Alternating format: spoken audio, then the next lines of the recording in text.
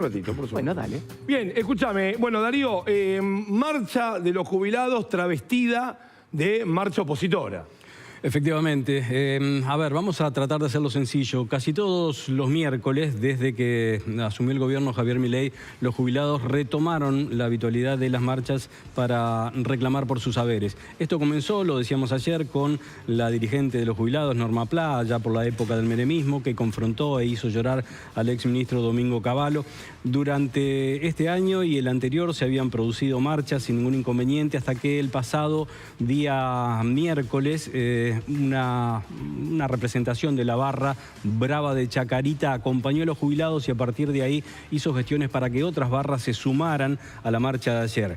¿Qué fue lo que pasó ayer? Que, bueno, la marcha se convirtió en un verdadero escenario de caos en el que barras bravas, hinchas, violentos básicamente y muchos delincuentes tomaron prácticamente esta marcha y mantuvieron o sostuvieron refriegas con la policía en el marco de lo cual quedaron 124 detenidos, 46 heridos y uno de gravedad. Estamos hablando del fotógrafo Pablo Grillo, que está internado y en situación muy, pero muy delicada en el Hospital Ramos Mejía. Pablo Grillo fue alcanzado por un casquillo de gas lacrimógeno, que existe un video en el que se lo ve como el fotógrafo se desploma.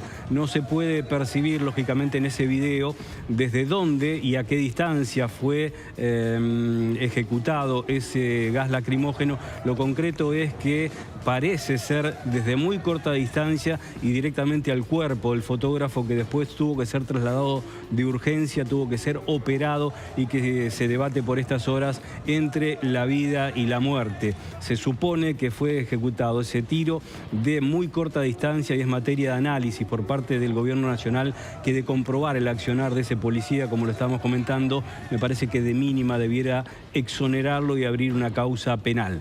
A ver, más allá de los heridos, detenidos y los graves, fue, digamos, una marcha no masiva, pero muy violenta, en el que confluyeron sectores de izquierda, sectores de Unión por la Patria, sectores de la Cámpora, algunos dirigentes sindicales como los representantes de gremios del autotransporte o del transporte público, y básicamente todos unidos en cuanto a lo que tiene que ver con la decisión de confrontar con el gobierno de Javier Milei su plan de ajuste y la política para con los jubilados. Aparte de Pablo Grillo, también tuvo que ser internada y por suerte se recupera favorablemente una mujer, una señora mayor de 87 años que fue agredida por la policía, que la empujó, la mujer dio con la nuca en la cabeza y verdaderamente se generó una situación de caos allí que lógicamente puso el escenario con mucha más tensión de la que ya existía. Se destinaron aproximadamente 1.100 efectivos policiales. Si uno lo compara,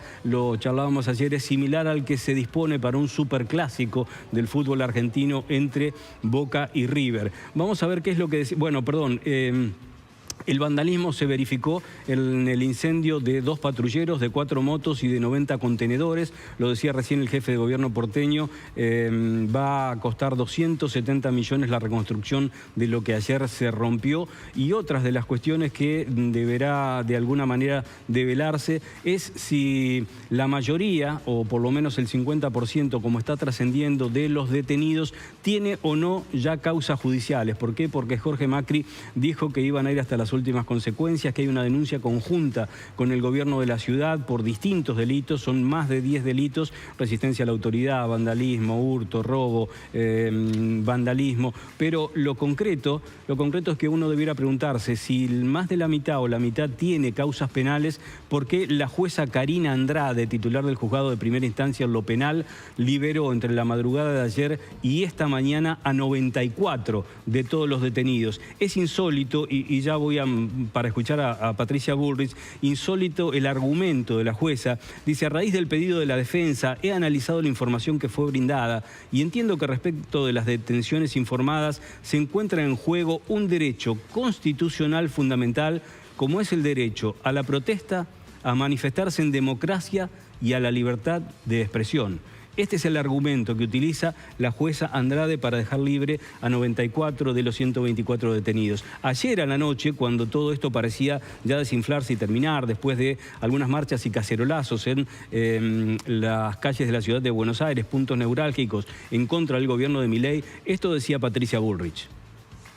Estaba en el Ministerio de Justicia y era candidato de Lanús de Julián Álvarez, ¿no? Ese es uno de los periodistas que dicen que está preso, que se llama Pablo Grillo, es un militante kirchnerista que hoy trabaja en la Municipalidad de Lanús con Julián Álvarez, para darles una idea, ¿no? De los detenidos. Después hicimos toda una identificación que el día de mañana vamos a trabajar también y seguramente va a ser parte de la denuncia.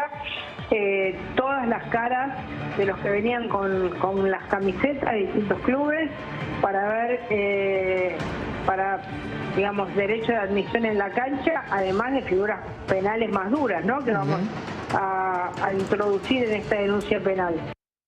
Bueno, más allá de los errores que evidentemente cometió en el dispositivo de seguridad Patricia Bullrich, también se involucra en una declaración que era inexacta. No estaba preso Pablo Grillo, había sido, iba a utilizar una palabra que no debo utilizar, pero había sido herido de gravedad por la policía, no estaba, insisto, detenido, y después lo vincula con la política. El intendente de Lanús, Julián Álvarez, sostuvo que no trabaja para la municipalidad, que en algún momento fue parte integrante del Consejo Deliberante, pero que más allá de conocerlo no tiene ninguna relación con Pablo Grillo, y se mete la ministra de Seguridad en un terreno fangoso cuando empieza a describir la pertenencia política de Pablo Grillo como si esto diera derecho a tirarle un tiro de frente y escasa distancia de gases lacrimógenos. No es ningún delito, pero no está de más aclarar, no es ningún delito ser kirchnerista, no es ningún delito trabajar en la municipalidad de Lanús, ni no es ningún delito trabajar para Julián Álvarez y no es ningún delito nada. O sea, no es ningún delito. Por eso... militar una fuerza política. No, lógicamente. Por eso digo, se metió en un terreno fangoso y me parece que de ninguna manera explicaba algunas de las cosas que debía explicar. Quien también habló ayer por la noche y hoy esta mañana prácticamente definiendo lo que ayer ocurrió en las calles de Buenos Aires como un intento de golpe de Estado fue el jefe de gabinete, Guillermo Francos. Esta protesta de jubilados, había barras, hubo detenidos. Bueno, a mí me parece lo que menos había eran jubilados, ¿no? Okay.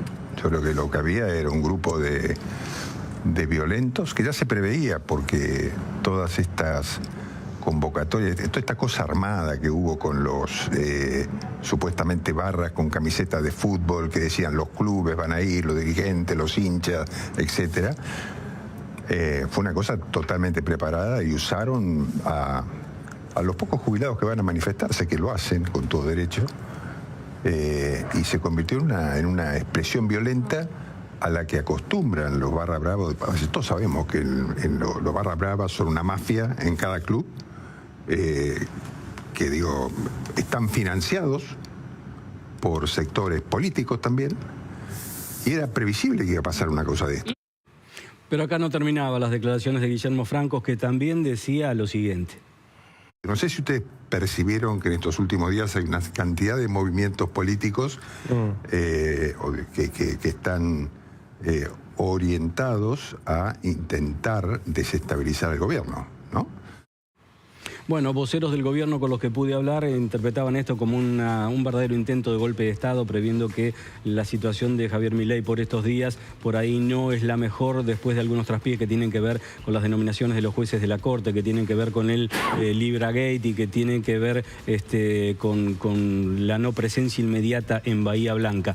Pero más allá de todo esto, hablemos de las presencias. Estuvo la izquierda, estuvo el peronismo, estuvo la Cámpora, hubo mucha camiseta de diferentes clubes. Yo no conozco personalmente ni por fotos a los cabecillas de las barras, me parece que no estuvieron. Nacho, en esto me vas a tener que ayudar. Me da la impresión que hubo sectores violentos, no sé si estuvieron los mayores representantes de las barras de los diferentes clubes, pero lo cierto es que estaba repleta esta marcha de violentos que iban por algo más que pedir por los jubilados que no les interesan. Mirá, me permito hacer un ejercicio con todas las personas que estamos aquí en el estudio.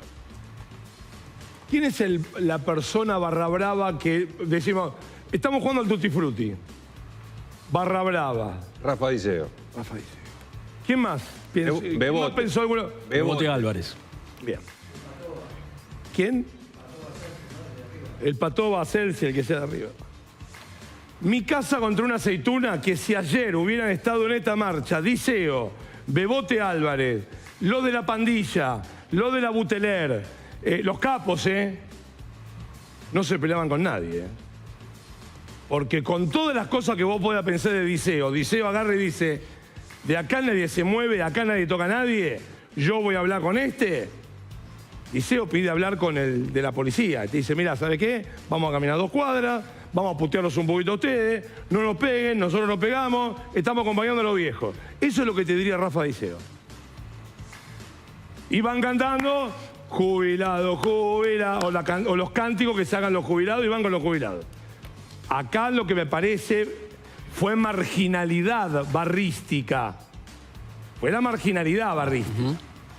Sí. Y si hubiese habido cabecillas de las barras bravas, el número de manifestantes también hubiera sido diferente, ¿no? Porque hay gente que te arrastra una enorme cantidad de gente y, como decís vos, de manera orgánica, no anárquica, como ocurrió ayer. E inclusive vos decías, Diceo diría tal, Diceo le ordenaría casi al jefe de la policía. A ver si un tercera línea va a agarrársela contra un policía pasando por encima de Diceo. Por favor, espera, no estoy agarrando acá diciendo, che, Diceo, ministro de Seguridad. Lo que estoy diciendo es cómo funciona el organigrama barra. O sea, si hubieran estado los barra brava de ver los que todos conocen, esto no ocurre. Nacho, nosotros empezamos a hablar de esta marcha y a advertir lo que podía pasar el día lunes. Y ahora tenemos que decir que ojalá no seamos pájaros de mal agüero, pero el miércoles que viene la marcha de los jubilados puede ser aún más intensa. ¿Por qué? Porque ayer algunos dirigentes que estaban muy sobregirados empezaron a hablar de la alternativa de ser acompañados por el sector universitario y los estudiantes el próximo miércoles para darle inclusive más volumen a esta crítica al gobierno de Javier Milei. Y en el gobierno, ayer lo charlaba, preocupados. Había 2 cosas que no se discutían prácticamente en el gobierno, que era supuestamente un gobierno honesto, cosa que el tema del Libragate lo está poniendo en jaque, que la seguridad era implacable de la mano de Patricia Bullrich, algo que fue desvirtuado ayer porque tuvo fallas el operativo y por los heridos que estamos viendo. Y la tercera, la cuestión de la inflación. De esto todo lo que se mantiene por el momento, aunque no digamos que el tema de la seguridad no puede ser exhibido por este gobierno porque hasta ahora la ha llevado bien, ha eliminado los piquetes, etcétera, etcétera, lo único que puede exhibir como que sigue en estado puro, tiene que ver con la baja de la inflación. Empieza otra etapa para el gobierno, otra fase del gobierno que lógicamente están analizando en la Casa Rosada cómo la tienen que enfrentar para no pagar desgastes en un año eminentemente electoral, ¿no? Bien, nos metemos en una historia de facturas. Dios. Facturas. Mirá, vos me dijiste una vez, yo dejé de decirte y éramos amigas, pero... Y no facturas. Pasó con Janina Latorre y